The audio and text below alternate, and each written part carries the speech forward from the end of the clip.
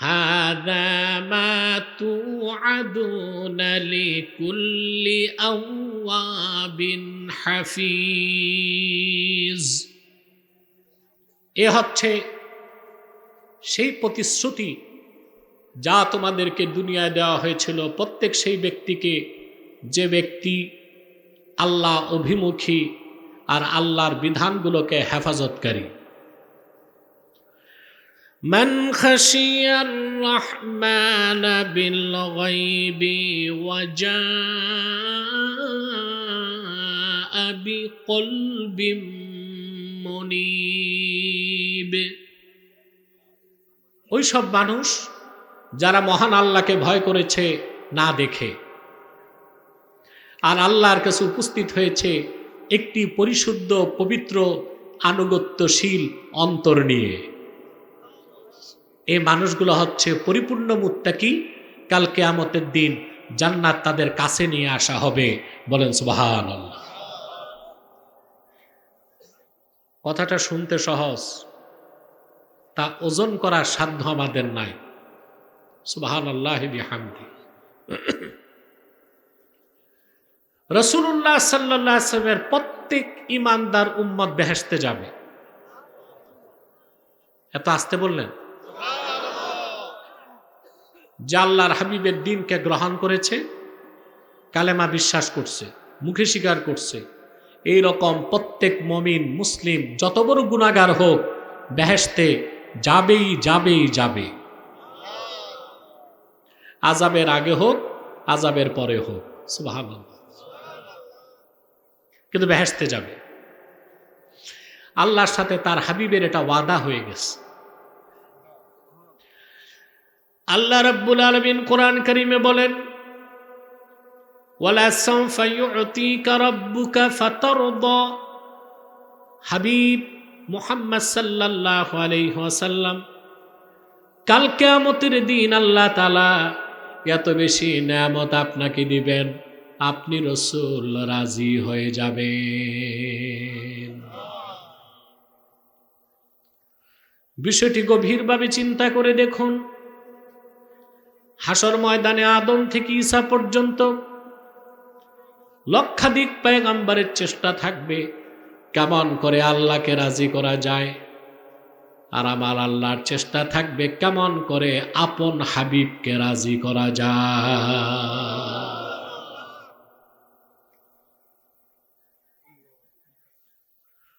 সূরা দোহা নাজিলের পরে আল্লাহর হাবিব সাহাবায়ে কেরামকে ডেকে বললেন, শোনো, কাল হাসর ময়দানে যতক্ষণ আমি রাজি না হই আল্লাহ আমার আবেদন শুনতেই থাকবেন। তোমাদের সঙ্গে আমি ওয়াদা করে যাই, লা আরদা ওয়া ওয়াহিদুম মিন উম্মতি ফিন্নার। আমার দিন স্বীকার করেছে, আমার কালেমা বিশ্বাস করেছে এমন একজন উম্মত যতক্ষণ জাহান্নামে থাকবে আমি রাসূল রাজি হব না।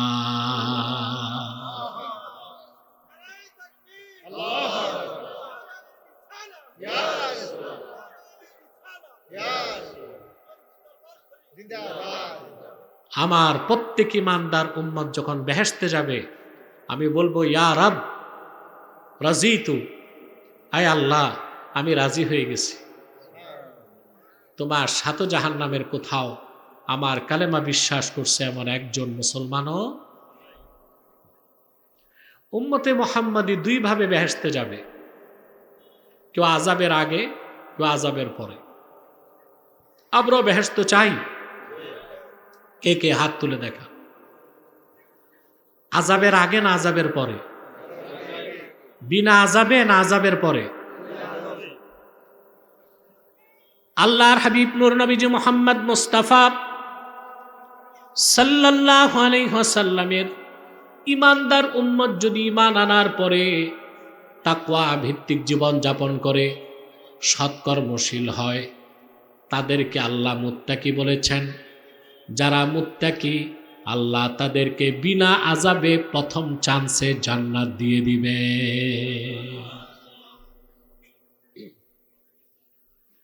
রাসূলুল্লাহর উম্মত জান্নাতে প্রবেশের আগে পূর্বের কোন নবীর উম্মত জান্নাতে ঢুকতে পারবে না। সুবহানাল্লাহ বলবেন। আল্লাহ তো জান্নাত তৈরি করছেন তার হাবিবের উম্মতের জন্য। উম্মতে মুহাম্মাদীর খাতিরে অন্যরা বেহেশতে ঢুকবে। আমার কথা বুঝেন না? শব্দ নাই কেন? পুরুষের কণ্ঠে বলেন সুবহানাল্লাহ। এবার হইছে। বেহেশত আল্লাহ তৈরি করছেন তার হাবিবের উম্মতের জন্য। উম্মতে মুহাম্মাদীর খাতিরে বাকিরা যাবে। এটা প্রমাণ করতে আমি একটা তথ্য দিব কোরআন শরীফ থেকে। বলবো? মানব ইতিহাসে সবচেয়ে আশ্চর্য ঘটনা ঘটেছে মেরাজের রাতে। আল্লাহ তাআলা ১৫০০ বছর আগে রজবের ২৭ তারিখ দিবাগত রাতে আপন হাবিব মুহাম্মদ সাল্লাল্লাহু আলাইহি ওয়াসাল্লামকে দাওয়াত করে নিয়ে গেলেন ধুলক বুলক ছাড়িয়ে ৭ আকাশ পেরিয়ে সিদরাতুল মুনতাহার উপরে আল্লাহর আরশে আজিমে।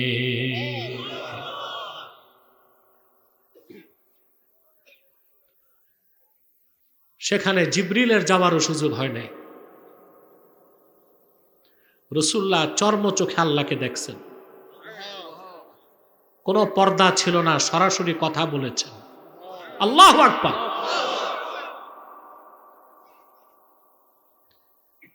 রাসূলুল্লাহর মেরাজের অস্বীকারীকে আমরা মুসলমান বলতে পারি?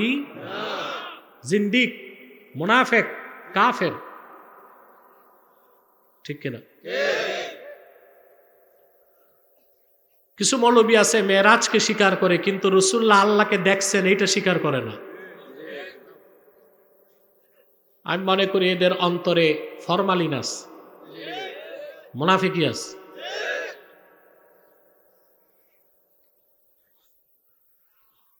কিতাবে কোনো মত থাকলে ফতোয়া দেওয়া জায়েজ নাই, দেখতে হবে মতটা রাজেহ কিনা, গ্রহণযোগ্য কিনা। একটা দুইটা কিতাবে মত পাইলেই ফতোয়া দেওয়া।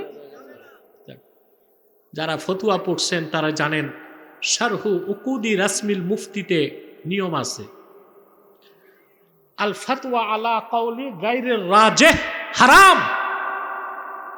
কোন মত কিতাবে আছে কিন্তু গ্রহণযোগ্য না, ওই মতে ফতোয়া দেওয়া হারাম। এখন গ্রহণযোগ্য মত কি? রাসূলুল্লাহ কি আল্লাহকে দেখেছেন? হানাফি মাযহাবের মুখপত্র হযরত মোল্লা আলী কারি মিরকাতের মধ্যে লেখেন,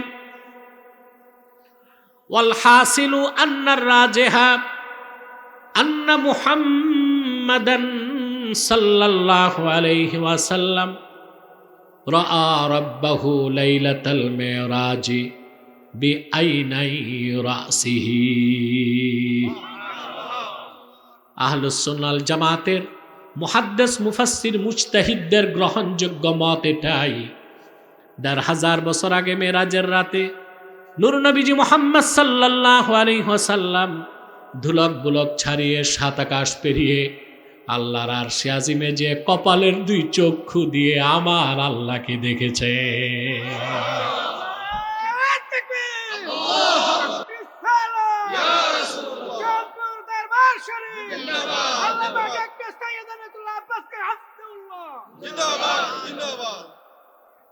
এটি গ্রহণযোগ্য মত। এই মত যারা মানে না তাদেরকে আমরা প্রকৃত বেদাতি মনে করি, গোমরাহ মনে করি, ইমানে ত্রুটি আছে মনে করি। এরপর রাসূলুল্লাহ যখন আরশে আজিমে গেলেন, আল্লাহ বলেন ثم دنا فتدلى فكان قاب قوسين أو أدنى فأوحى إلى عبده ما أوحى। আল্লাহ ২টা শব্দ ব্যবহার করছেন, দানা ফাতাদাল্লা। একটা দুন উন মানে কাছে আসা, আর তাদাল্লি মানে ঝুঁকে পড়া। সুবহানাল্লাহ। অধিক সংখ্যক মুফাসসিরের মতে এখানে দানা ও ফাতাদাল্লার ফাইল আল্লাহ। কেউ বলছেন জিবরিল, অধিক সংখ্যকের মত জিবরিল না, ফাইল কে? আল্লাহ। আল্লাহ আল্লাহ। আল্লাহ তাআলা বলেন, অতঃপর মুহাম্মদ সাল্লাল্লাহু আলাইহি ওয়াসাল্লাম যখন মেরাজের রাতে ধুলক বুলক ছাড়িয়ে আরশুল্লাহিল আজিমে গেলেন, আল্লাহর নূরের ঝালওয়া আল্লাহর হাবিবের কাছে চলে আসলো, একদম কাছে। দূরত্ব ছিল কাবা কাউসাইন। ইমাম কুরতুবীর মতে এক হাত মাত্র। আল্লাহু আকবার। ফাআউহা ইলা আবদিহি মা আউহা। ওখানে তো জিবরিলও যেতে পারে নাই। আল্লাহ বলেন, অতঃপর আল্লাহ আপন বান্দা মুহাম্মদ সাল্লাল্লাহু আলাইহি সাল্লামের নিকট ওয়াহি করলেন, যা ওয়াহি করার। জিবরিলের মাধ্যমে আল্লাহ তার হাবিবের কাছে যা পাঠিয়েছেন তা তো 30 পারা কোরআন। কিন্তু আরশে আজিমে মেরাজের রাতে আল্লাহ তার হাবিবের সাথে কি কথা বলেছেন তা কি শুনতে মন চায়? সুবহানাল্লাহ। প্রশ্ন আসে না? আমি 4টা প্রসিদ্ধ তাফসিরে দেখছি কি কথা আল্লাহ বলছেন। তাফসির নাসাবি, তাফসির ইবনু কাসির, তাফসির কুরতুবী, তাফসির মাফাতিহুল গায়েব। 4টা তাফসিরে একই কথা আসছে, একটু শব্দের ভিন্নতা আছে। শোনেন, বুকটা ভরে যাবে কথাটা শুনলে, আশায় মনটা বড় হয়ে যাবে। মেরাজের রাতে আল্লাহ তাআলা ধুলক বুলক ছাড়িয়ে 7 আকাশ পেরিয়ে আপন হাবিবকে আরশে আজিমে নিয়ে বললেন, ইন্নাল জান্নাতা মুহাররামাতুন আলাল আম্বিয়া হাত্তা তাদখুলাহা ইয়া মুহাম্মদ ওয়া আলাল উমামি হাত্তা তাদখুলাহা উম্মাতুক। হাবিব মুহাম্মদ সাল্লাল্লাহু আলাইহি ওয়াসাল্লাম, আমার 8টা জান্নাত সমস্ত নবীদের জন্য প্রবেশ করা নিষিদ্ধ থাকবে যতক্ষণ না আপনি হাবিব আমার জান্নাতে প্রবেশ না করবেন। এবং আদম থেকে ঈসা পর্যন্ত সমস্ত পয়গম্বরদের হাজার হাজার উম্মতের কেউ জান্নাতে প্রবেশ করতে পারবে না, নিষিদ্ধ থাকবে যতক্ষণ পর্যন্ত না আপনার প্যারা উম্মত উম্মতে মুহাম্মদী জান্নাতে প্রবেশ না করবে। সেজন্যই বলেছি, আল্লাহ জান্নাত তো তৈরি করেছেন তার হাবিবের উম্মতের জন্য। সুবহানাল্লাহ। বাকিরা যাবে তাদের খাতিরে, বাকিরা যাবে। এই বেহেশত প্রত্যেক মুসলমান পাবে, কেউ আযাবের আগে, কেউ আযাবের। আমরা কোনটা চাই? মুমিন হলে, মুসলিম হলে বেহেশত পাবেন, আর মুত্তাকি হলে বিনা আযাবে ফার্স্ট চান্সে হিসাব দিয়েই জান্নাতে ঢুকবেন। এখন কোনটা হতে চান, শুধু মুমিন মুসলিম না মুত্তাকি?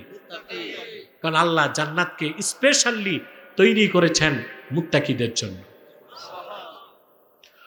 কোরআনে কারীমে আল্লাহ রাব্বুল আলামিন বলেন,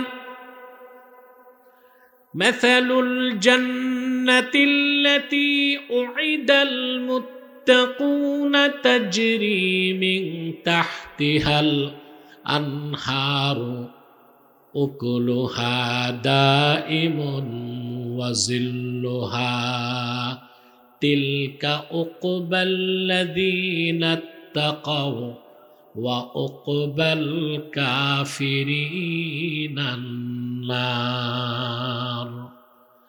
আল্লাহ রাব্বুল আলামিন বলেন, সেই জান্নাত, যে জান্নাত ওয়াদা করা হয়েছে মুত্তাকিদের জন্য, সেই জান্নাতের বৈশিষ্ট্য হচ্ছে তার নিচ দিয়ে স্বচ্ছ পানির নহর প্রবাহিত। সে জান্নাতের খাদ্যটা চিরস্থায়ী। সুবহানাল্লাহ। ছায়াটাও চিরস্থায়ী। এটার অর্থ বুঝেন? খাদ্য চিরস্থায়ী মানে কি? দুনিয়াতে যে কোনো খাদ্য খেতে মন চায়, চাওয়া মাত্র পাওয়া সম্ভব? মাইক পেন কোথায়?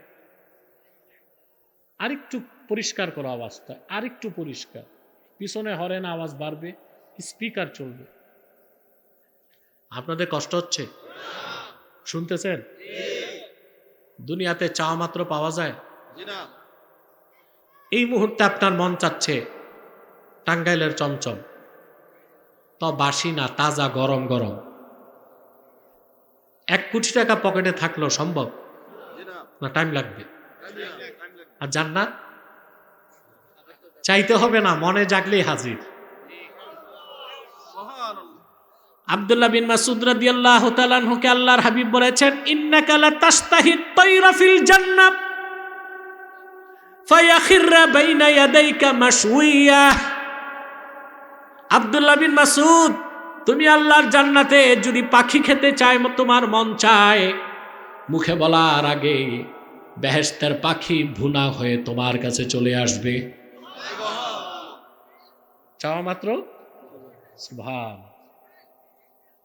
ছায়াটাও চিরস্থায়ী। আল্লাহ বলেন, তিলকা উকবাল্লাযীনা তাকাও, যারা মুত্তাকি এই জান্নাত হচ্ছে তাদের ঘাঁটি। ওয়া উকবাল কাফিরিনান নার, আর কাফেরদের আবাসস্থল হচ্ছে জাহান্নাম। বলেন নাউজুবিল্লাহ। অন্য জায়গায় আল্লাহ রাব্বুল আলামিন বলেন, ওয়াসারিউ ইলা মাগফিরাতিম মির রাব্বিকুম ওয়া জান্নাতিন আরদুহাস সামাওয়াতু ওয়াল আরদ উইদ্দাত লিল মুত্তাকিন।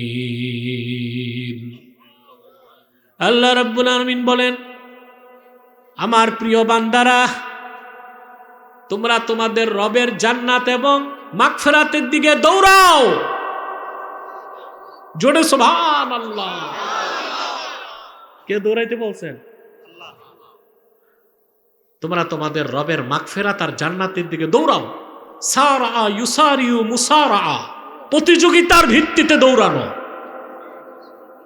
আমরাও দৌড়াই ফুটবল খেলা দেখতে, আমরা দৌড়াই নেতার পিছনে, আমরা দৌড়াই রিলিফের কার্ড নিতে, চাকরি, সংসার, ব্যবসার পিছনে। আল্লাহ বলেছেন, আল্লাহর জান্নাত আর মাগফিরাতের দিকে দৌড়াও। জান্নাতের প্রশস্ততা আকাশ ও জমিনের প্রশস্ততার সমান। ও ইদ্দাত লিল মুত্তাকিন, এই জান্নাত বানানোই হয়েছে মুত্তাকিদের জন্য। বলেন সুবহানাল্লাহ।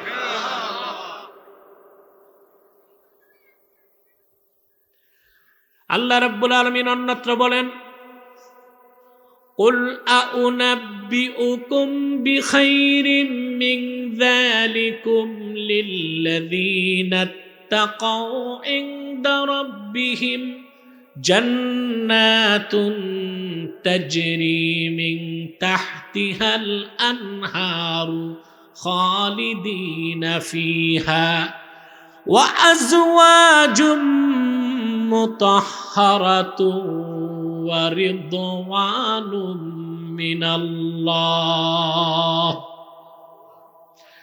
আল্লাহ রাব্বুল আলামিন বলেন, হাবিব আমার মুহাম্মদ সাল্লাল্লাহু আলাইহি ওয়াসাল্লাম,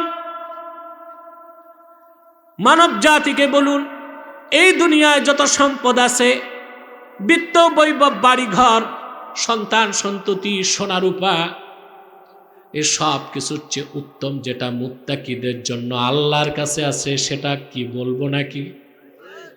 আমি বলছি না, কোরআনে আল্লাহ রসুল বলেছেন আল্লাহর কথা। ইনদা রাব্বিহিম জান্নাত, মুত্তাকিদের জন্য তাদের রবের কাছে রয়েছে অসংখ্য জান্নাত। একটা দুইটা না। তাজরি মিন তাহতিহাল আনহারু খালিদিনা ফিহা,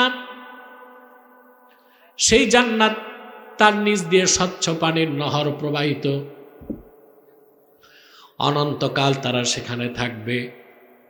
ওয়া আজওয়াজুম মুতাহহারা, তাদের প্রত্যেকের জন্য সেখানে থাকবে অসংখ্য পবিত্র স্ত্রী। আহারে, দুনিয়ায় বিয়ের কথায় কত খুশি হন, আর বেহেশতে এতগুলো স্ত্রী পাবেন, এক একজন খুশি হইলেন না। আজওয়াজুম মুতাহহারা, প্রত্যেকের জন্য থাকবে অসংখ্য পবিত্র স্ত্রী। খুশির কথা না? দুনিয়াতে কয়টা? পারলে পারলে পারলে না পারলে না পারলেও একটা। হাদিস শরীফে আছে একটা মুরগির সমান শক্তি যার শরীরে আছে সেজন্য বিয়ে করে। বুঝতে পারছেন? এর জন্য বলছে না পারলেও কয়টা। আর একদম যার ফ্যাক্টরি ফিউজ, ওর বিয়ে করা জায়েজ নেই, তার একটাও না। তার আল্লাহর জান্নাতে এক একজন মুমিন পাবে কমসে কম 70 জন করে পবিত্র স্ত্রী। তাদের সৌন্দর্যের বর্ণনা দেবার মতো কোনো ভাষা আমাদের কাছে নাই। হাদিসের ভাষ্য থেকে বোঝা যায় বেহেশতের পবিত্র স্ত্রী হুর আকাশের কপাট খুলে যদি দুনিয়ার দিকে তাকায়, তার চেহারার জ্যোতি দুনিয়ার পূব থেকে পশ্চিমে চলে যাবে। পৃথিবীতে আপনার স্ত্রী কত সুন্দর, যদি মিস ওয়ার্ল্ড হয়, বিশ্ব সুন্দরী, বয়স বাড়লে সৌন্দর্য ভাটা, চামড়া কুচকে যাবে, চেহারার গ্ল্যামারাস কমে যাবে, ঠিক না? মেকআপ করে বিউটিফিকেশনের মাধ্যমে বার্ধক্য ধরে রাখতে পারে মেয়েরা? বাংলাতে তো কথাই আছে, কুড়িতে বুড়ি। হ্যাঁ, তো বেহেশতে যে স্ত্রী পাবেন কিরকম সুন্দর। হাদিস সাক্ষ্য দেয় আল্লাহর কোন জান্নাতি বান্দা বেহেশতে তার স্ত্রীর দিকে তাকিয়ে রূপ উপভোগ করবে, নজর ফিরাবে, আবার তাকাবে, সৌন্দর্য বেড়ে যাবে, আবার ফিরাবে, আবার তাকাবে, সৌন্দর্য বেড়ে যাবে।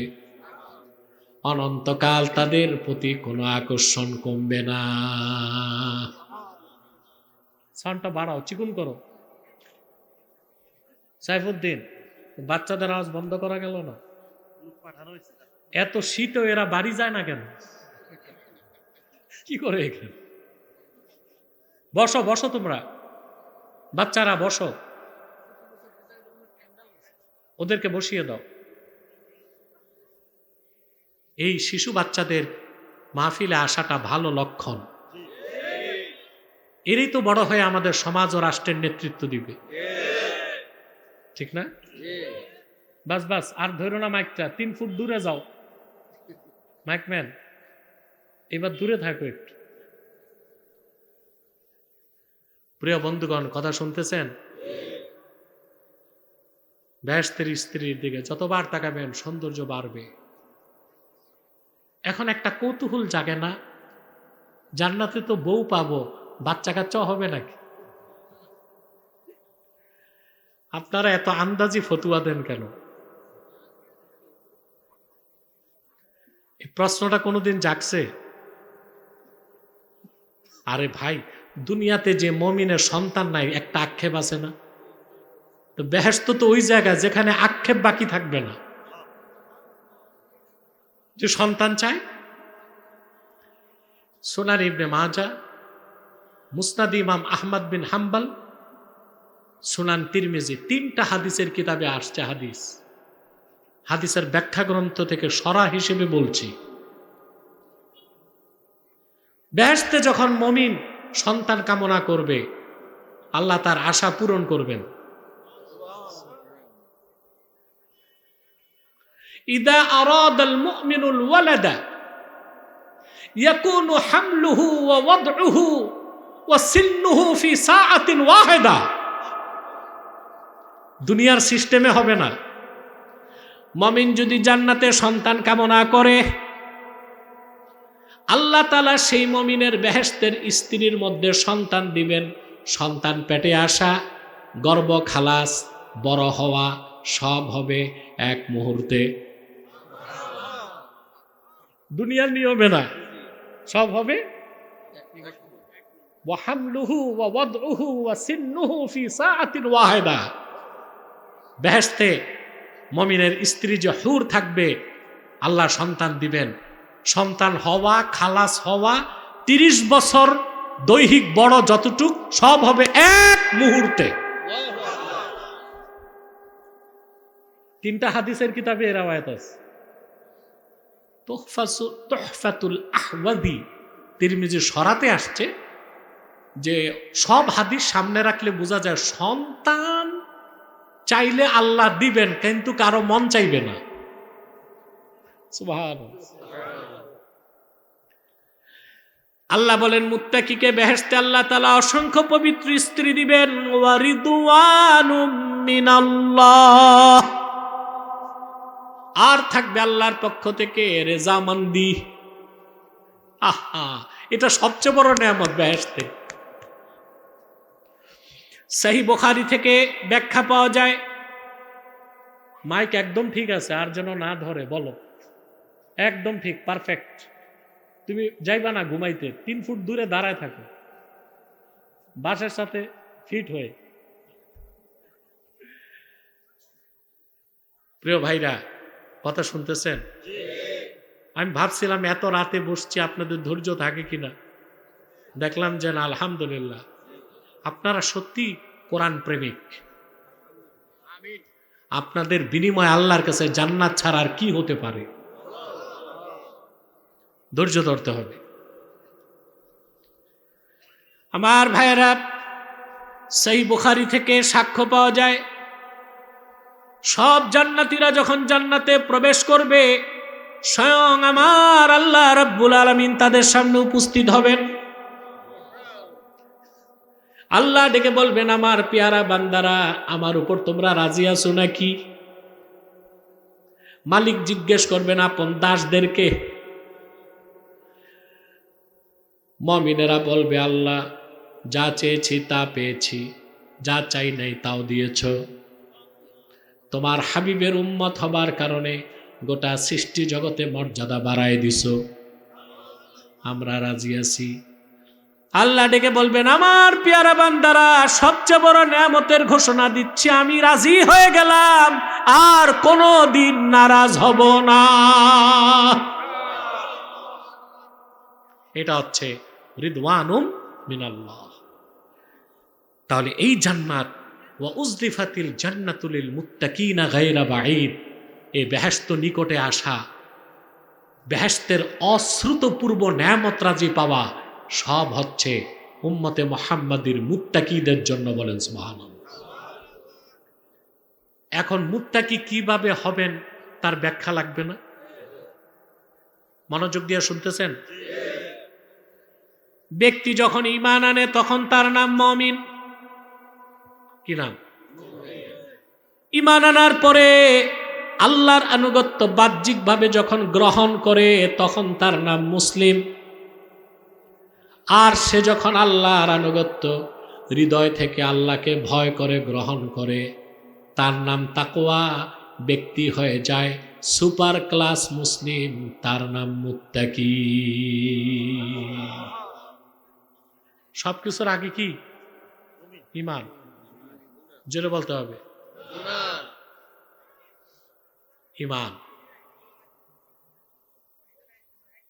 সবকিছুর আগে ঈমানে যার সমস্যা, ওর নামাজ রোজা দাড়ি টুপি জুব্বা কুর্তা কাজে আসবে? কোরআনে কারিমে আল্লাহ তাআলা বলেন, ওয়া মান ইয়াবতাগি গায়রাল ইসলামি দীনান ফালান ইউকবালা মিনহু ওয়া হুয়া ফিল আখিরাতি মিনাল খাসিরিন।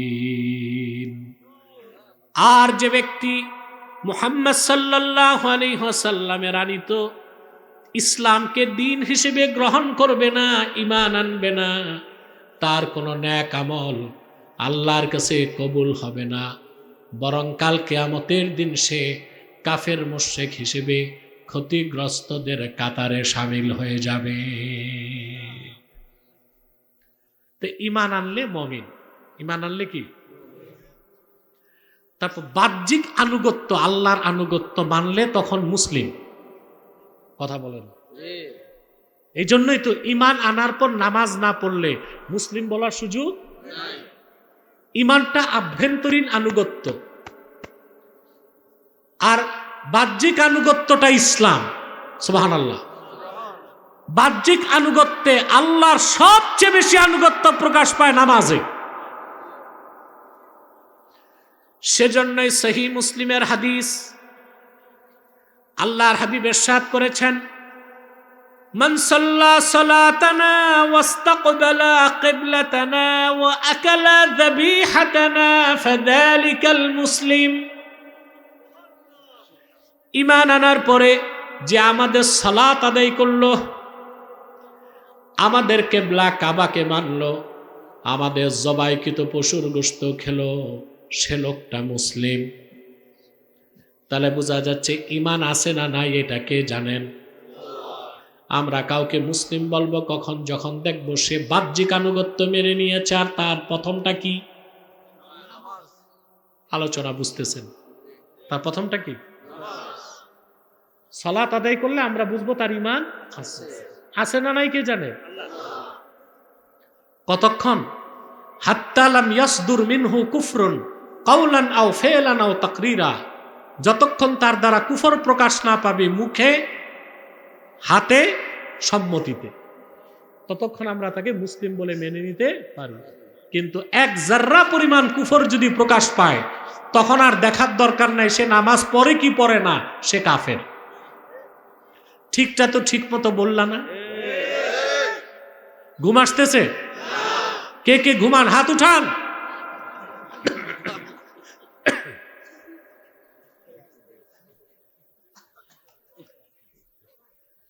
আলহামদুলিল্লাহ, আপনারা সজাগ আছেন।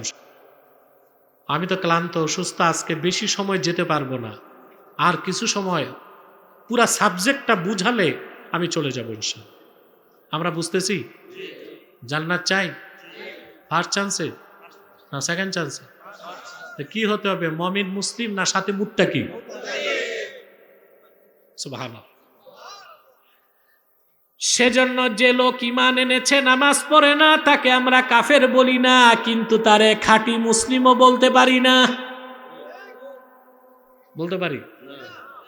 একটা কথা বলি, আপনাদেরকে প্রশ্ন করি, চোর ডাকাত জেনাকার বড় অপরাধী না বেনামাজি বড় অপরাধী?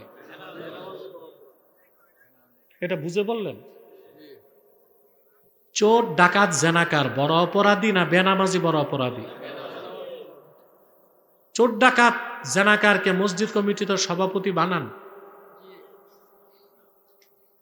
সেক্রেটারি, চেয়ারম্যান, মেম্বার, এমপি, মন্ত্রী, কিন্তু আপনারাই তার চেয়ে বড় অপরাধী বেনামাজিকে সব জায়গায় বড় পদ দিয়ে বসে আছেন। কমিটির সভাপতি বেনামাজি, সেক্রেটারি বেনামাজি, ক্যাশিয়ার বেনামাজি, অথচ যে 5 ওয়াক্ত নামাজ পড়ে সে পাবে সেক্রেটারি পদ, যে 5 ওয়াক্ত নামাজ এবং তাহাজ্জুদ পড়ে সে পাবে সভাপতির পদ।